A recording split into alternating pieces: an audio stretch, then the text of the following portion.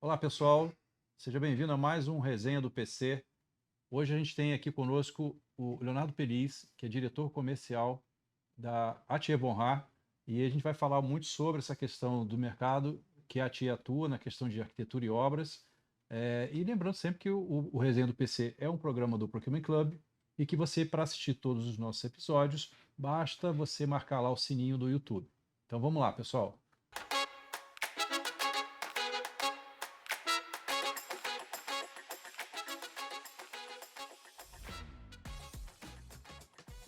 Léo, obrigado por você ter aceito o convite, estar aqui com a gente, cara. Fico muito feliz. Obrigado eu, André, você e o Procurement Club, temos estreitado Verdade. relações e agradeço o interesse em me chamarem. Não, bacana. Léo, bom, além, né, de vocês especialmente ter aberto as portas, né, da Atier para a gente fica muito feliz. Os nossos eventos são incríveis lá na Atier. Aliás, o espaço é excelente, parabéns. Mas antes de a gente começar, eu acho legal ouvir um pouco da tua história, né? Eu queria entender, né, você como português, né, primeiro por que o Brasil, né? Você veio para cá. A gente vê, aliás, um movimento contrário hoje, muitos brasileiros indo para Portugal, mas você está aqui. E como é que você entrou, como é que você chegou nesse mercado, né, de obras e projetos, arquitetura, né, que a Tia atua, né? Conta um pouco da tua história para gente. Ora bem, eu me formei em Portugal, em Coimbra, sou natural de Coimbra, tirei Engenharia Civil e eu trabalhava lá numa empresa de fachadas metálicas de alumínio e vidro, a Martifer. É uma grande empresa, uma multinacional, a parte de metalomecânica fez vários estádios aqui no Brasil e enfim. O que é que aconteceu? Eu tive um convite em 2008 para vir para o Sul, para Florianópolis, de um grupo que tinha já sócios no Brasil, em Blumenau, portanto vendia gruas, tinha, e a ideia era fazermos por conta daqueles programas Minha Casa Minha Vida, que havia na altura, etc., fazer construção pré-fabricada. Ou seja, a ideia era as casinhas já serem montadas numa fábrica e irem depois ser distribuídas. Bom, vou dizer que não deu muito certo, por vários motivos. Acabei por trabalhar com esse grupo nos créditos de carbono, portanto, montagem de biodigestores e por aí vai, que também é um mercado que depois sofreu uma queda grande, não é? E a verdade é que eu em 2010 eu não queria voltar para Portugal porque já estava gostando de viver no Brasil. E também havia uma crise, não sei se recorda, 2010 era bem pesado, sobretudo para Portugal, Espanha, Uhum. Grécia, Irlanda, eram os PIGs. Bom, eu vim para São Paulo, me inscrevi na FGV para tirar uma pós-graduação em estratégia económica de projetos, assim. E procurei trabalho. Acabei por entrar numa empresa de construção, que era a Loki Engenharia, fiquei 12 anos, fiquei sócio. Uma empresa que sofreu muito na pandemia e eu pensei aí vou voltar ao mercado e, com sorte, ingressei na Atia Von Rad, que é claramente a empresa maior do segmento, não é? E mais reconhecida do segmento de interiores corporativos, que é aquilo que eu me especializei, digamos assim. Bom, você já acabou na introdução já trazendo um tema que não tinha como a gente não falar, que é o termo pandemia, né? Sim. A gente fez um bate-papo prévio aqui, a gente já conversou um pouco sobre o que esse acontecimento afetou o mercado, né? Principalmente da questão corporativa, né? Eu queria ouvir um pouco de você, Léo, até resgatando o que a gente fez aqui no bate-papo anterior, dessa história, no que mudou nesse setor, né, da pandemia para cá, né, envolvendo o fechamento aí de muitos sites, né, por força de as pessoas não poderem acessar, trabalho em casa, enfim. Queria que você contasse um pouco, já que você fez esse movimento de passagem, aí, pelo que eu entendi, para a Avitier nesse trecho, nessa jornada aí de pandemia, mas como que o mercado, né, foi afetado por isso de uma forma maior.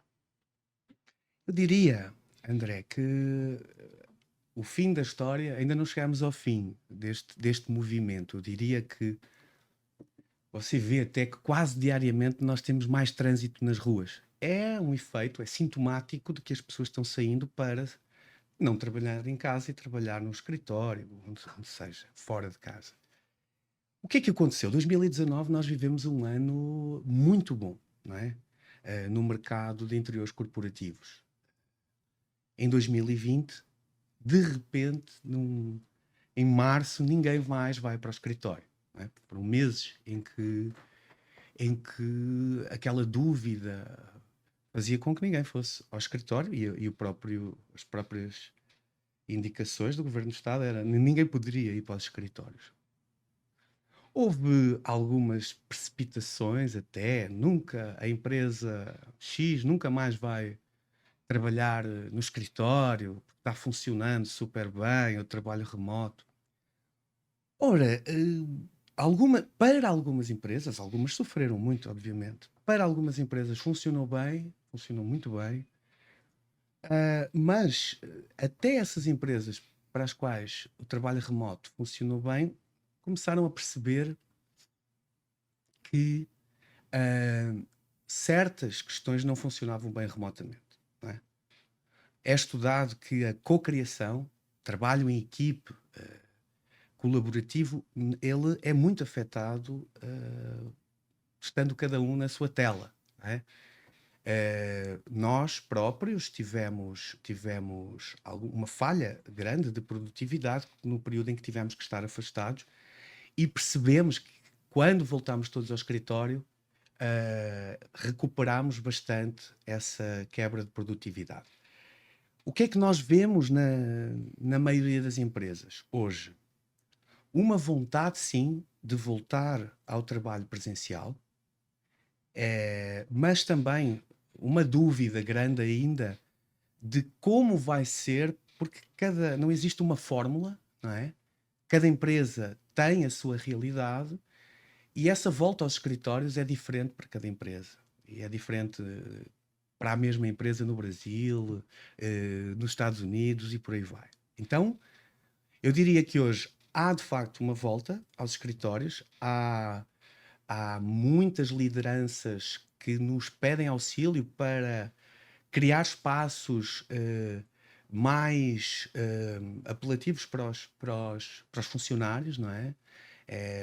Os departamentos de RH têm sofrido para chamar de volta os colaboradores.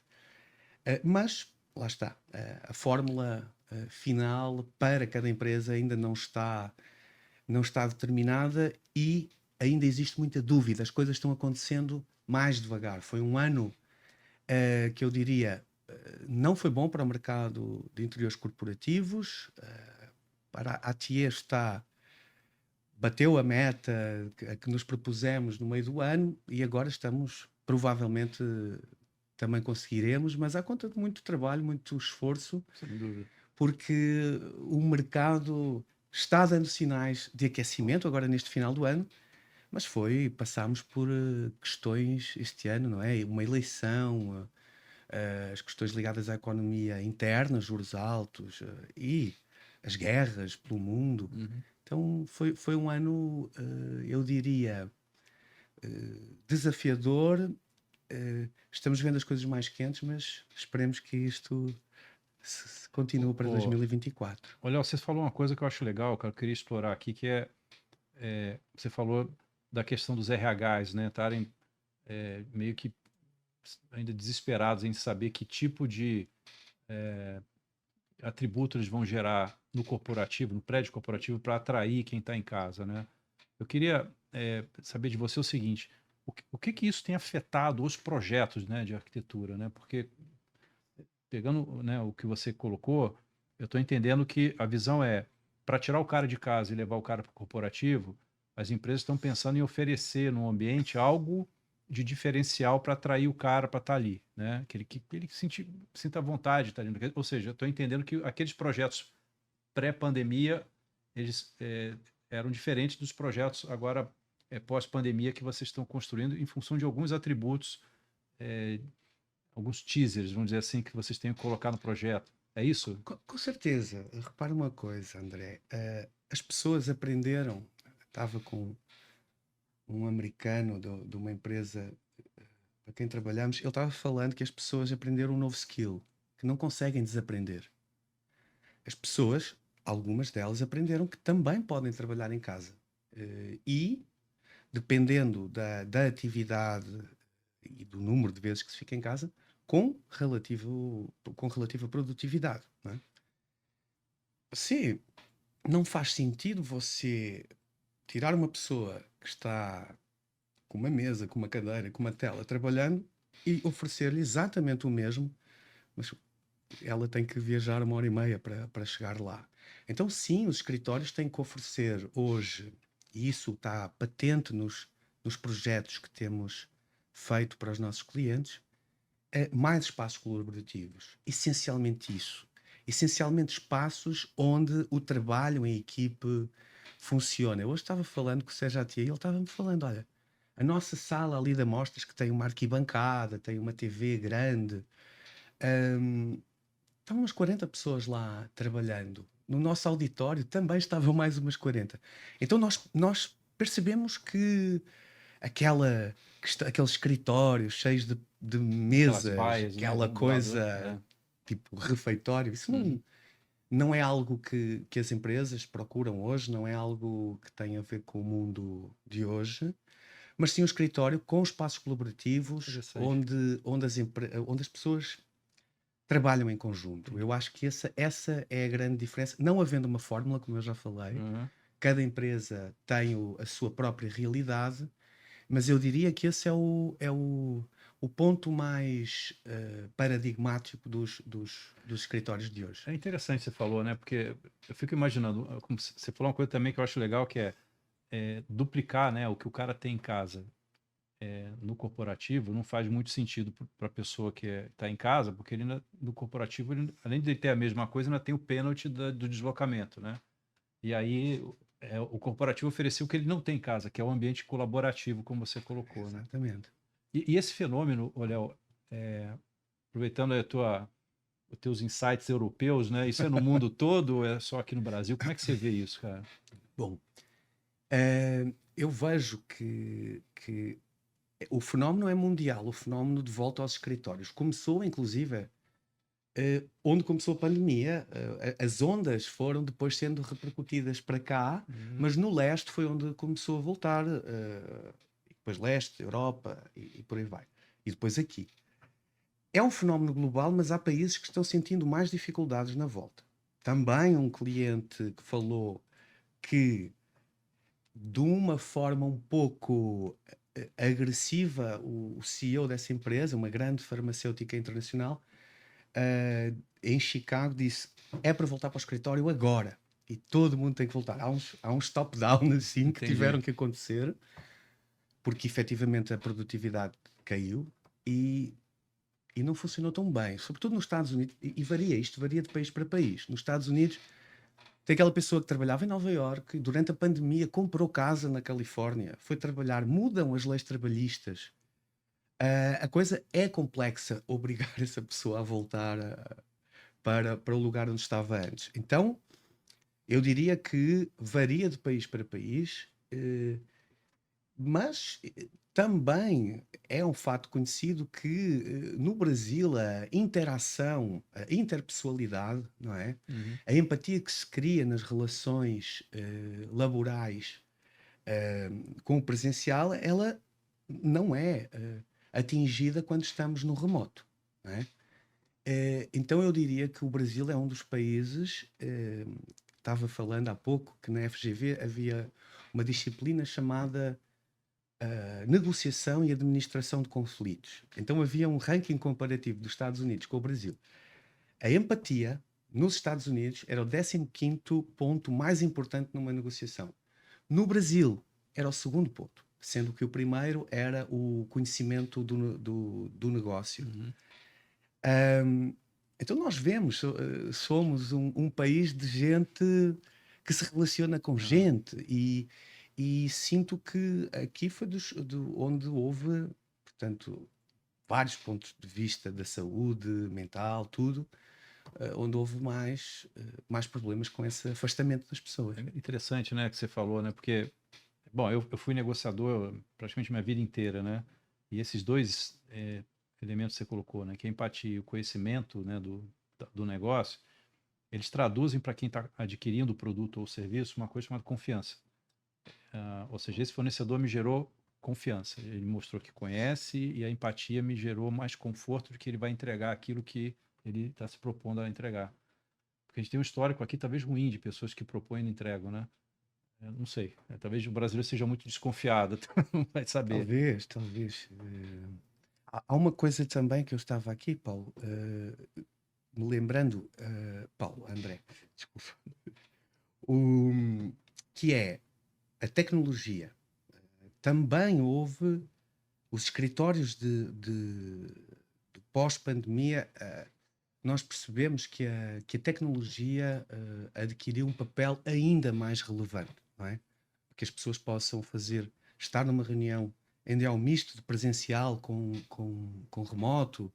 Tudo isso fez com que os escritórios estejam que estar mais preparados, quer também do ponto de vista acústico e de terem vários espaços de trabalho para que todo mundo esteja confortável quando tem calls a toda a hora, e não é?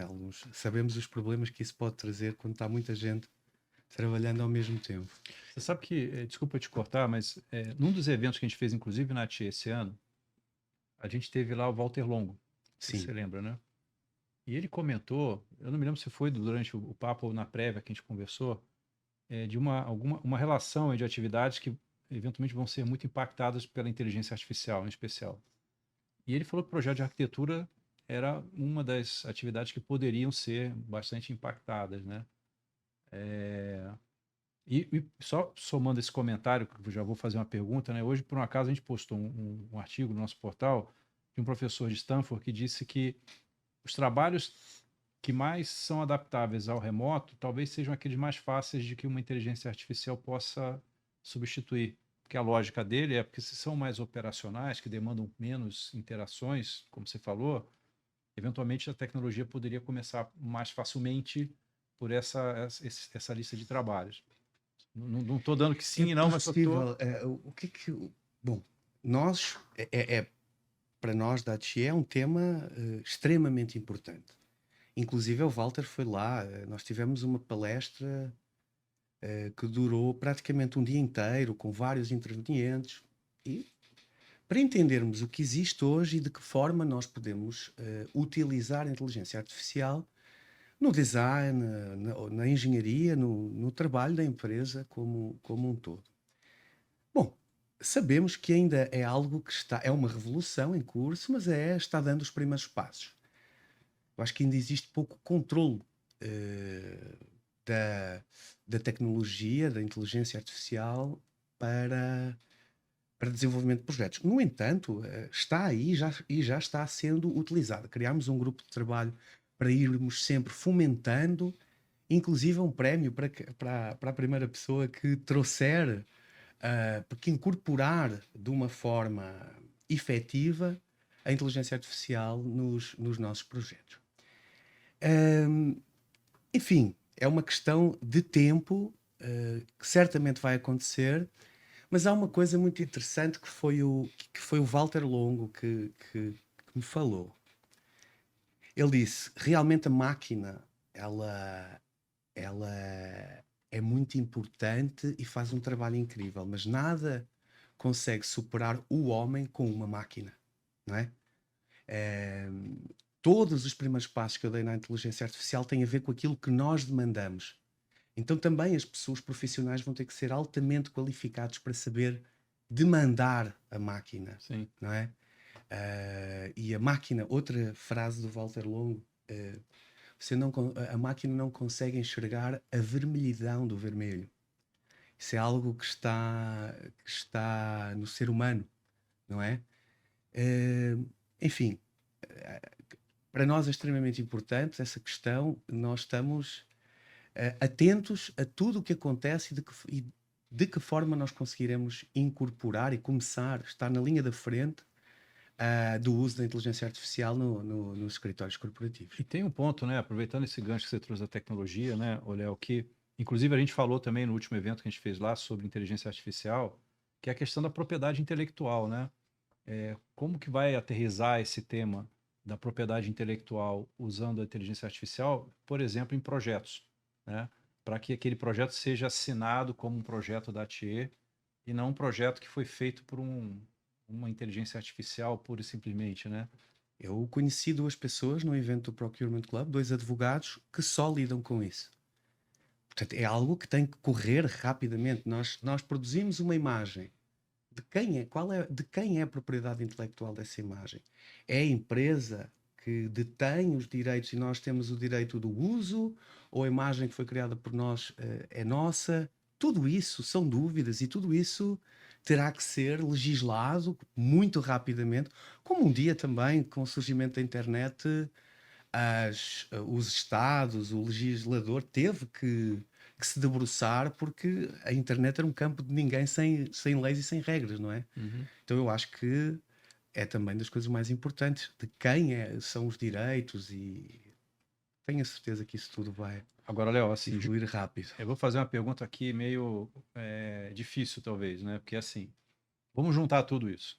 Nós falamos aí é, dos novos escritórios com essa tendência aí a trazer um perfil mais interessante. Você até tinha usado um termo que eu esqueci de para atrair o funcionário para o Office, né? Mas enfim, tem a questão da tecnologia envolvendo o projeto, ou seja, é um mundo de mudanças dentro do setor, do negócio da AT, negócio de vocês. Você consegue arriscar uma previsão para daqui a, sei lá, 1, 2, 3, 5 anos para esse mercado? Como é que você vê tudo isso impactando, né, no setor, né? Tecnologia, a questão do perfil do cara que vai estar usando o ambiente que vocês estão fazendo, da questão da ocupação, da questão se volta para o escritório, se não volta para o escritório, se é híbrido, se não é híbrido. Como é que você vê as Vamos lá, cidades, até pensar até as cidades de uma forma sem para pensar, né? dúvida. Bom, é um pouco ousado da minha parte tentar dizer como vai ser. Em 2019 todos achávamos escritório e só Acabou. escritório. Em 2020 acabou o escritório, já não tem escritório. Agora já perceberam que o escritório é necessário, talvez mais do que aquela 1, 2 vezes por semana. De facto, algumas coisas me parece que são pontos já assentes. O escritório, hoje, com no pós-pandemia, vivendo hoje, o que é que as pessoas procuram no escritório? Áreas colaborativas. Não só a sua mesa de trabalho, mas áreas onde pode haver o trabalho em conjunto com os colegas. Um sentimento, falou-se muito no home feeling, na É isso. volta aos Esse escritórios. termo que eu tentei resgatar, eu esqueci. Eu diria que hoje talvez esteja um passo à frente, é um hospitality feeling, algo que tem mais a ver com um hotel do que propriamente com uma casa, onde você tem um hotel que lhe oferece um conjunto coloca à sua disposição um conjunto de facilities que faz com que você lá consiga extrair, produzir e extrair algo que faça você queira sair de casa, não é? Isso também é um ponto. Parece-me que lá está que o híbrido vai deixar um resquício, ou seja, as pessoas ficarem uma vez ou outra em casa, dependendo muito da sua atividade, mas acho que é isso. Hospitality e colaboração, e sim, volto aos escritórios.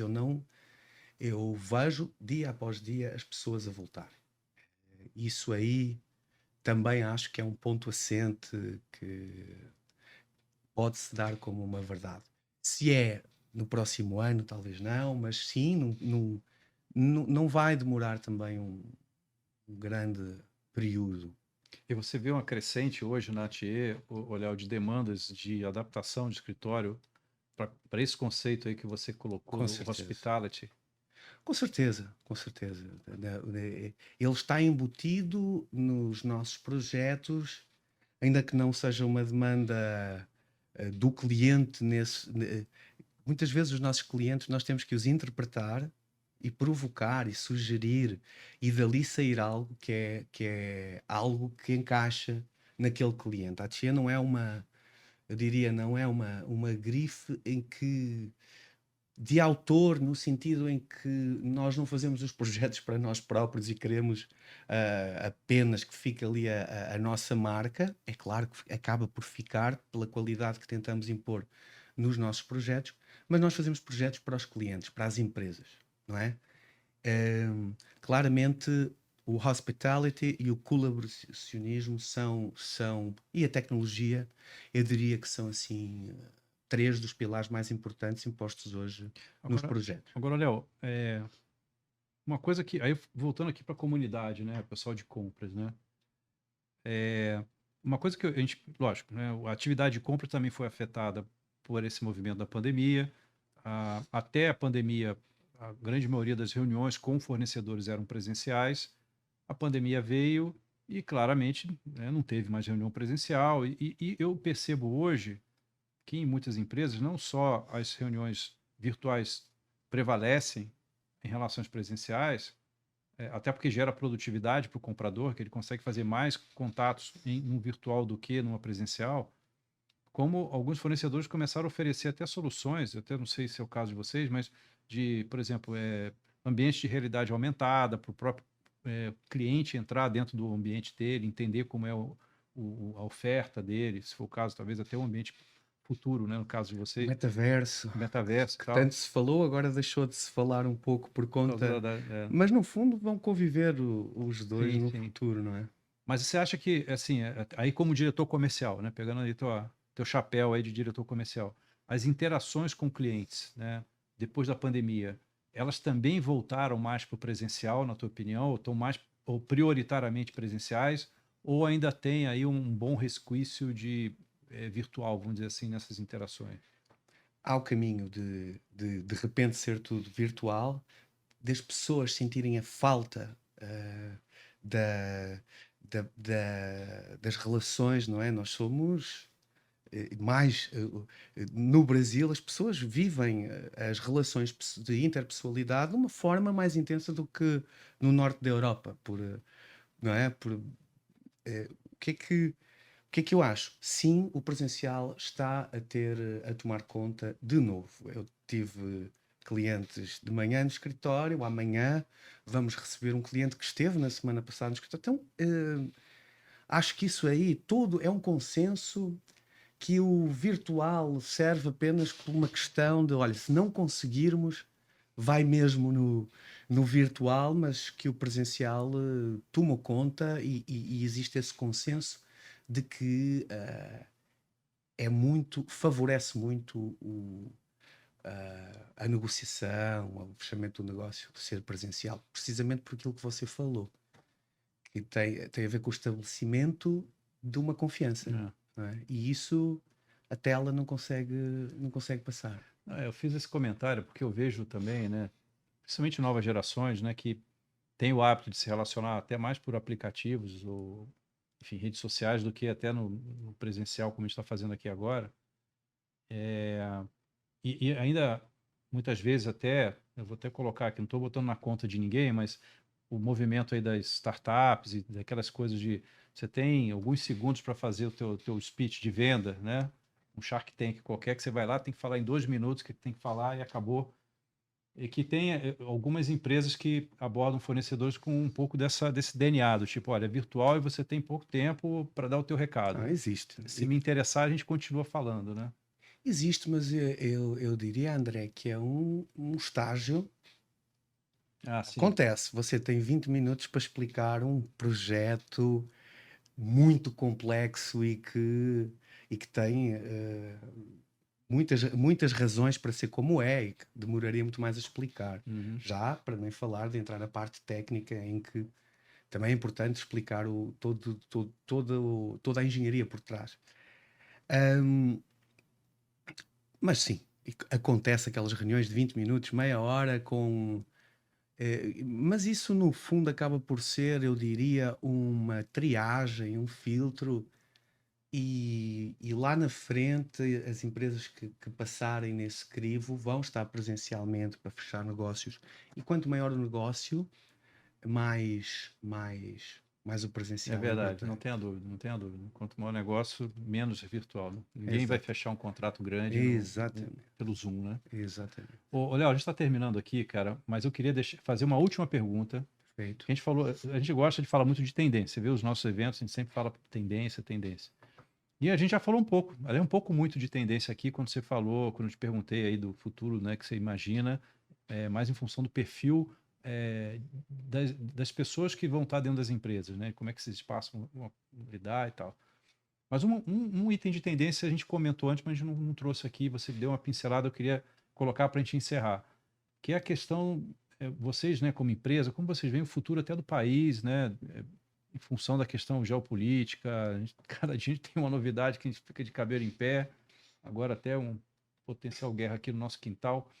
Como que vocês veem, né, essa questão aí para os próximos anos, na questão política e econômica aqui do país, em relação ao negócio de vocês, né? Você Bom, falou juros, por exemplo, que afeta, né, você tomar dinheiro emprestado para construir, fazer uma claro. reforma. Como é que é isso, cara?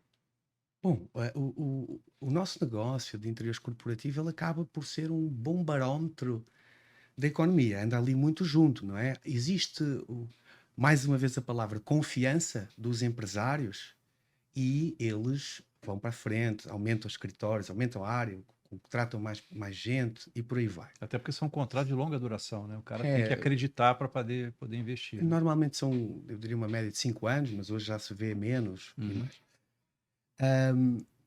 Bom, também é um exercício de futurologia, mas acreditamos que ah, este período da falta de confiança do tecido empresarial, dos CEOs todos que compõem aí o tecido empresarial brasileiro, eu tendo a acreditar que em 24, mais ou menos a meio de 24, vai mudar. Nós hoje vemos um mercado bastante aquecido,